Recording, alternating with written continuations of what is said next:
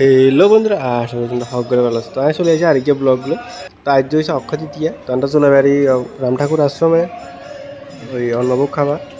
তো আমি চলে এসেছি খাইতাম বলে। তো এই প্রথমে আরও দিয়ে দিচ্ছে ভাত।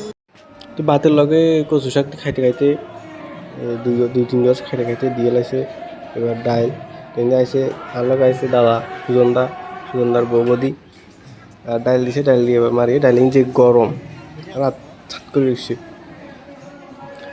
তো ডাইলি খাইয়ে কিন্তু কীর্তন চাইয়ে কিন্তু মানুষ ঠেলা ঠেলি চাইয়ে একদম খাইতে না খাইতে আরেকজন চলে যাইয়ে। তো ডাইলি খাইতে খাইতে চলে আসছে। এবার আরেকখান তরকারি লাবড়া 3-4 তোর 500 গ্রাম তরকারি দিয়ে একখান টানছে খাইতে স্বাদে আসলো মোটামুটি। তো এই লাবড়া দিয়ে খাইতে খাইতে কিন্তু চলে আসে সোয়াবিনের তরকারি। তো এরপর পায়েস চলে এসেছে, দেখাতে হারি নাও কার মানুষ ঠেলা ঠেলির লাই। তোমরা কে কে কোন কোন মন্দিরে খাইছো অন্নভোগ কমেন্ট করে জানো। ধন্যবাদ।